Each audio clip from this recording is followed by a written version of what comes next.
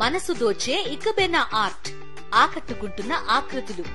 పూర్తి వివరాలకు చదవండి రేపటి సాక్షి హైదరాబాద్ ఎడిషన్. విశాఖలో అవినీతి అనకొండ సిబిఐకి చిక్కింది. వాల్తేర్ డివిజన్ డిఆర్ఎం సౌరభ్ కుమార్ లంచం తీసుకుంటూ సిబిఐకి చిక్కారు. కాంట్రాక్టర్ నుంచి 25 లక్షల లంచం తీసుకుంటూ పట్టుబడ్డారు డిఆర్ఎం సౌరభ్ కుమార్.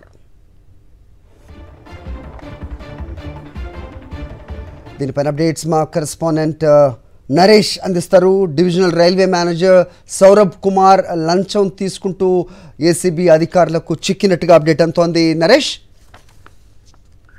హరి, వాల్తేర్ డివిజన్ సంబంధించిన డిఆర్ఎం అధికారి సిబిఐ చిక్కుమంది సంచలనంగా మారింది. ఎందుకంటే ఈ మొత్తం పూర్తి డివిజన్ కూడా అతనే ఒక హెడ్ ఆఫ్ అథారిటీ. ఇలాంటి తరుణంలోనే మెకానికల్ కి సంబంధించి ఓ కాంట్రాక్ట్ విషయంలో ఒక కాంట్రాక్టర్ దగ్గర కాంట్రాక్టర్ లో మొత్తం బిడ్ వేసిన తర్వాత అతనికే చెందినట్టు వచ్చినట్లయితే 25 లక్షల రూపాయలు లంచం ఇవ్వాలని కూడా డిఆర్ఎం అడగడం జరిగింది. ఈ తరుణంలోనే కాంట్రాక్టర్ 25 లక్షల రూపాయలు ఇవ్వడానికి ఒప్పందం కుదుర్చుకుంటూ కూడా సిబిఐ అధికారులకు సమాచారం అందజేశారు.